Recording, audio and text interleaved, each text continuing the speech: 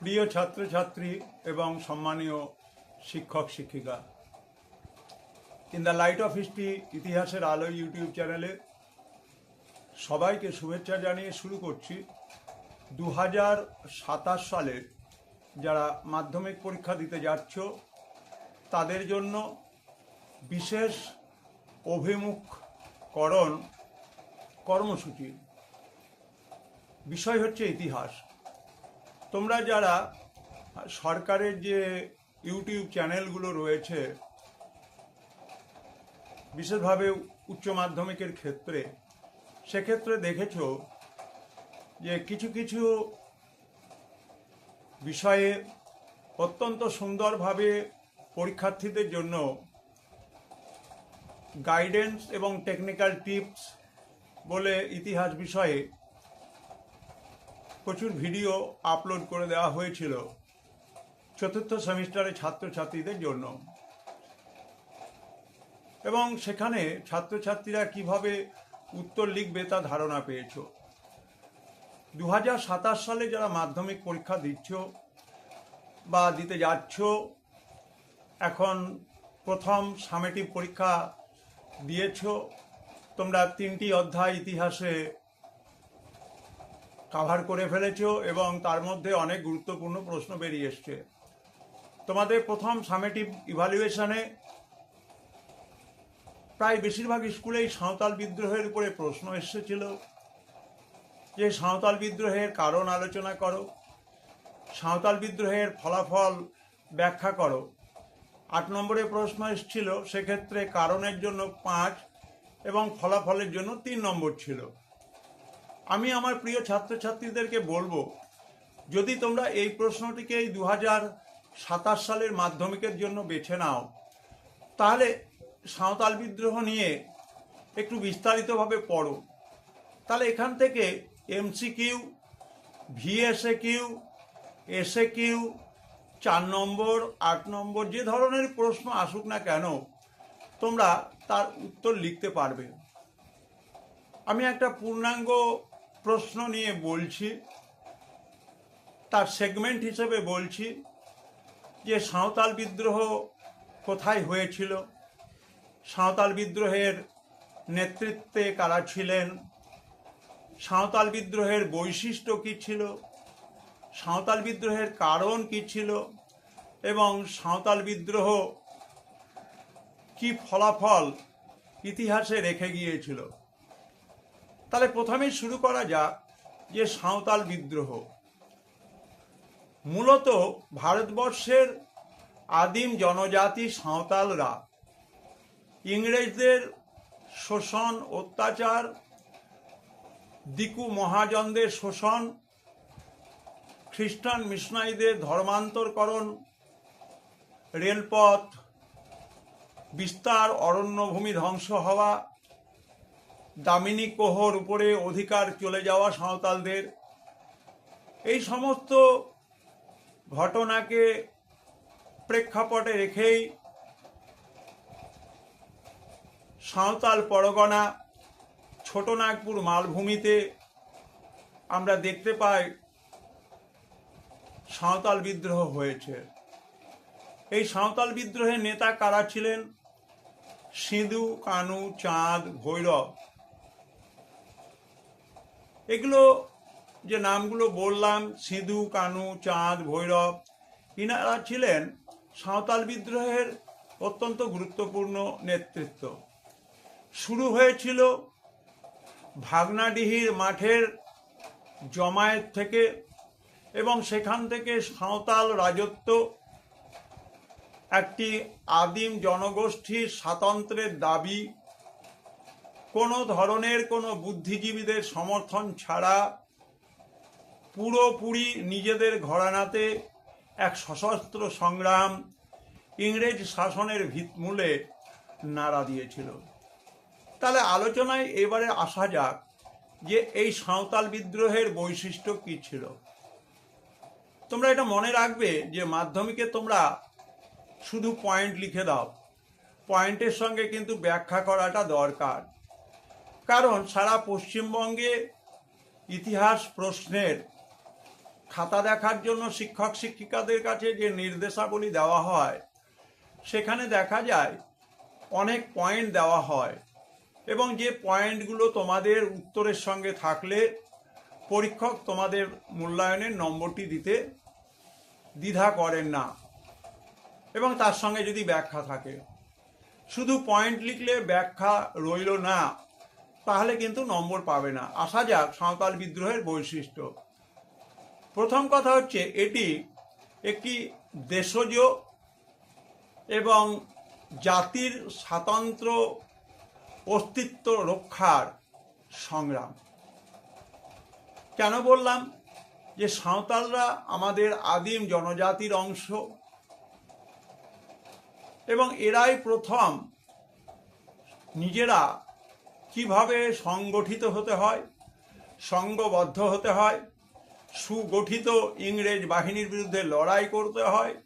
যদিও এই লড়াই অসম, তা সত্ত্বেও ইতিহাসে এটি কিন্তু ছিল একটা দেশজ বিদ্রোহ, নিজের জাতির স্বাতন্ত্র রক্ষার বিদ্রোহ। দ্বিতীয় হচ্ছে, এটি হচ্ছে একটা সশস্ত্র সংগ্রাম। কেন সশস্ত্র সংগ্রাম? আদিম যে হাতিয়ার সাঁওতালদের, টাঙ্গি, তীর, ধনুক, বর্ষা, বল্লম, অন্যদিকে ইংরেজদের গোলন্দাজ, গোলা বারুদ, বন্দুকের ব্যবহার, সেনাবাহিনীর ব্যবহার, তার বিরুদ্ধে এরা লড়াই করে দেখিয়েছিল যে এরা কিন্তু সশস্ত্র অভ্যুত্থান ঘটাতে পারে। 3 নম্বর হচ্ছে যে নিজেদের অধিকার ছিনিয়ে নেওয়া। আমরা সাঁওতাল বিদ্রোহের প্রেক্ষাপটে দেখতে পাই যে সাঁওতালদের জন্য ইংরেজ সরকার তাদের আইনগুলোকে পরিবর্তন করে। ছোটনাগপুর মালভূমি অঞ্চলে যে জঙ্গল রয়েছে সেটিকে সংরক্ষিত অরণ্য হিসেবে ঘোষণা করে। এখানে অন্য কোনো আদিম উপজাতির মানুষ ছাড়া বসতি বা জায়গা কেনা বেচার অধিকার, তার উপরে আইন প্রণয়ন করা হয়।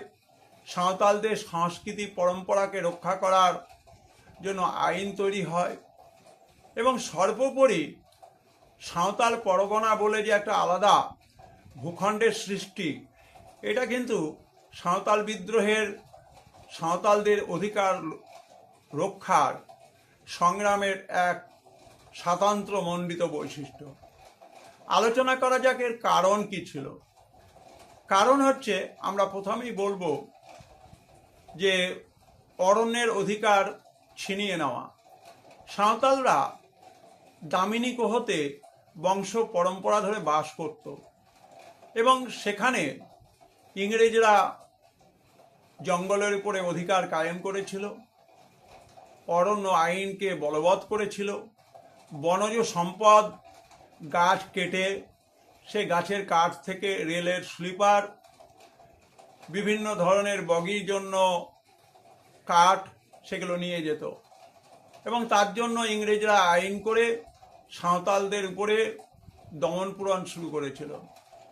দ্বিতীয় হচ্ছে যে খ্রিস্টানদের ধর্মান্তরকরণ প্রক্রিয়া। সাঁওতালদের সহজ সরল মানসিকতার সুযোগ নিয়ে মিশনারিরা তাদেরকে ভুল বুঝিয়ে খ্রিস্টান ধর্মে দীক্ষিত করত। অন্যদিকে সাঁওতালরা তাদের আদিম দেবতা, প্রকৃতি, পাহাড়, নদী, ঝর্ণার যে উপাসনা করত, এবং সেক্ষেত্রে তাদের যে উপাস্য দেবতা সিংবোঙা, সেখান থেকে তারা সরে আসতে থাকে। তারা উপলব্ধি করে যে খ্রিস্টান ধর্মের ধর্মান্তরকরণ তাদের সামাজিক বিন্যাসে আঘাত এনেছে। এর বিরুদ্ধে প্রতিবাদ ছিল সাঁওতালদের। সাঁওতাল পরগনাতে আমরা দেখতে পাই রেলপথের বিস্তারের সঙ্গে সঙ্গে সেখানে অসাধু দিকু মহাজনদের আবির্ভাব ঘটে, যারা বিভিন্নভাবে সাঁওতালদের সঙ্গে প্রতারণা করত। বেশি বেশি রাজস্ব আদায় হতো। ইংরেজ সরকারের বিভিন্ন ধরনের রাজস্ব এবং তার বর্ধিত হার, এর বিরুদ্ধে সাঁওতালদের প্রতিবাদ। আমরা দেখতে পাই সেখানে কেনারাম বেচারাম বলে যে বাটখারার ব্যবহার, সাঁওতালদের কাছ থেকে কেনার সময় ভারী বাটখারার ব্যবহার, অর্থাৎ কেনারাম, এবং সাঁওতালদেরকে কোনো জিনিস বিক্রি করার সময় হালকা বাটখারার ব্যবহার, যার নাম হচ্ছে বেচারাম, এর মাধ্যমে ঠকানো হতো।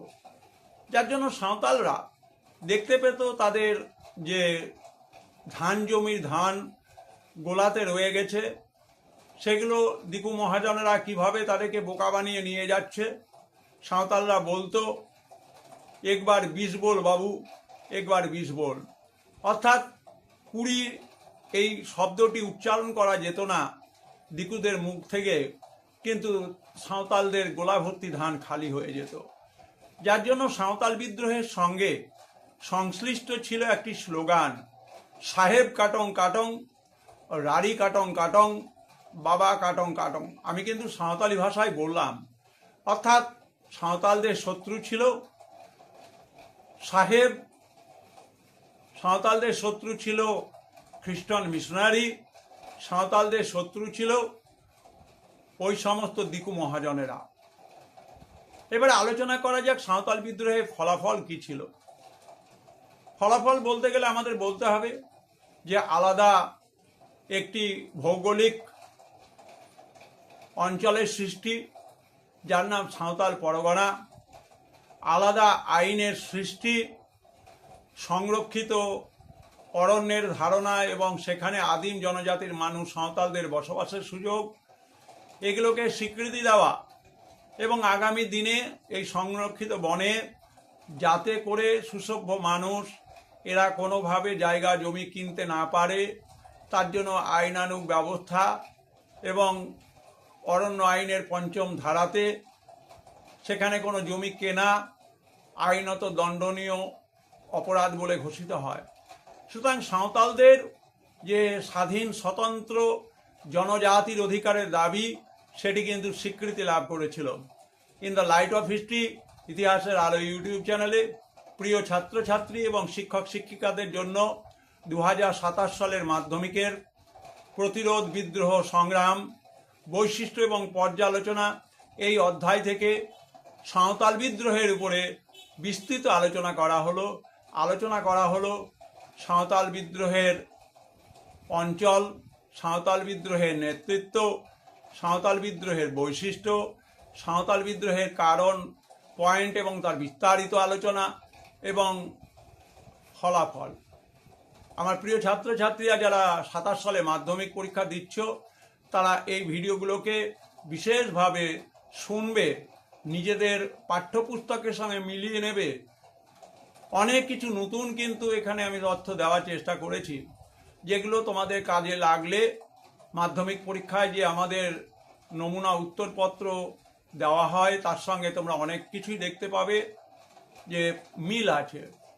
সুতরাং তোমরা এগুলোকে কাজে লাগাও, ব্যবহার করো এবং তোমাদের ইতিহাসের নম্বর অনেক ভালো করো। তোমাদের মনের মধ্যে ভয় আছে যে ইতিহাসে 90 পাওয়া যায় না, এটি ভুল ধারণা। তোমরা অবশ্যই পাঠ্যপুস্তককে নির্ভুলভাবে পড়ো, কোনো ধরনের সাজেশন ছাড়া পড়াশুনো করো। তোমরা ক্লাস্টার হিসেবে পড়ো। ক্লাস্টার মানে আমি বলছি, যখন সাঁওতাল বিদ্রোহ পড়বে একেবারে বিস্তারিতভাবে পড়বে। মানচিত্রে সাঁওতাল পরগনা কোন জায়গাটা, সাঁওতাল বিদ্রোহের এলাকা কোন জায়গাটা, এই ধারণাকেও পরিষ্কার করবে। কারণ এখান থেকে কিন্তু দুটি মানচিত্রে স্থান চিহ্নিতকরণ থাকে, একটি তো থাকেই। সুতরাং এই যে টিপসগুলো তোমরা পাচ্ছ, এগুলোকে কাজে লাগানোর চেষ্টা করো। তোমরা ভালো ফল করো। চেষ্টা করলে তোমরা অবশ্যই 80 থেকে 90 নম্বর 100-র মধ্যে পেতে পারবে।